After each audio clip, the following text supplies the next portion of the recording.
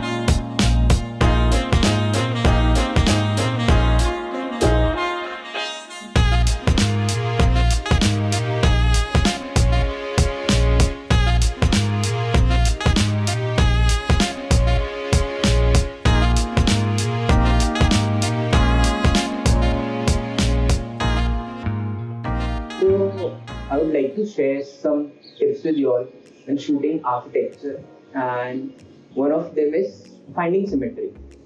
Like in the video, you will see that the place where I am, it has a lot of symmetrical buildings with facades. So first, I would suggest you that to shoot architecture, find good symmetries around you. And some advices that I would like to give you is whenever you are trying to frame your shot, instead of using your phone screen as a viewfinder and aligning your symmetry according to it, instead use your lens, because when you're shooting via your lens, via your phone, according to your phone screen, you set yourself according to the screen, but our lens is here, so the images are a little towards your left or the right side depending upon where the camera is situated on your phone. So I would suggest that instead of focusing on your screen, try centering the frame according to the lens of your phone. This would create a very subtle and a minor change in your symmetry, but that subtleness keeps your photos a little better than the crowd. Second advice that I would like to share is building frames which are like buildings which are too tall and you cannot get them directly into your frame at a time. So instead of directly shooting up straight, I would suggest look up and tilt your phone a little bit up. The photos that you would get would look like this, but after a little bit of post processing, they can look like this, which is a great difference. And I shot a lot of images using the same technique, where I instead of pointing out the camera like this, I tilt it a little up, I shoot the frame, and then in post processing, I correct the perspective, because correcting the perspective in architecture helps a lot. And the third tip that I would like to give is, if possible, try adding human subjects to your frame. So it gives you a sense of scale. The previous two images that I showed you were simple images, but they were good images, but you weren't able to get the scale of it. But now, like the images that I'll show you will have some human subjects, so you'll get an idea of how big the architectural structure is. And that's about it.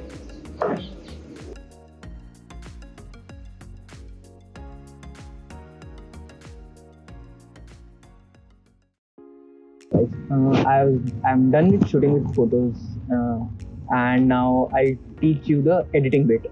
The software that I'll be using is Snapseed Mobile, because it's a very easy software and accessible to everyone, and it is free as well. And as it is supported by Google, the interface is really easy and the results that you can get through it is really cool. So here I'll Okay, so to start this, we will first export the photo that we want to edit. So I choose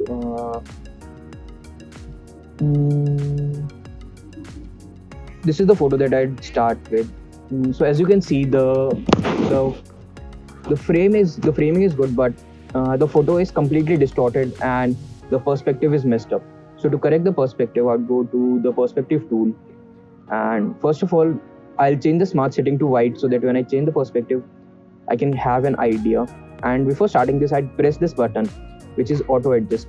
So auto adjust, it uses AI and pretty much does most of the work for you. But to get things a little bit correct, I'll go and manually do that.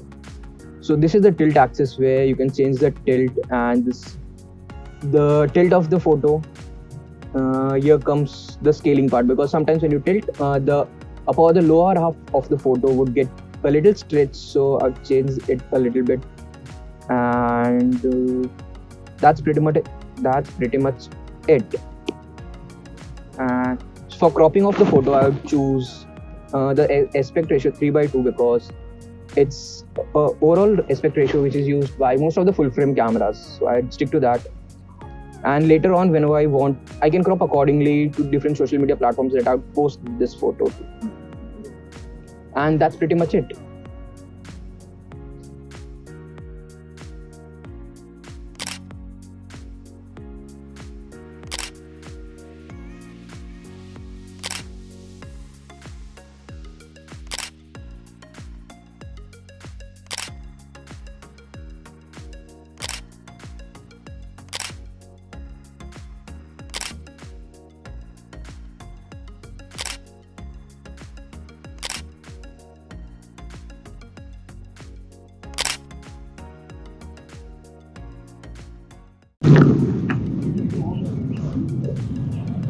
Yeah. So guys, so this is the way I generally spend my day or evening in the college, like shooting random stuff around the campus. Today I talked about architecture. In the next video, maybe I'll try something different. And so this was the end of the video. So I'd like you to do all the things that generally a YouTube video ends with, like the like, comment, and subscribe, anything. And if you like it, I would genuinely want you to share this video with your friends and colleagues who are into photography. And this is my first video, and I'm planning to do I would say more such kind of videos, but less of tutorials and more of me taking you guys along with me shooting stuff here.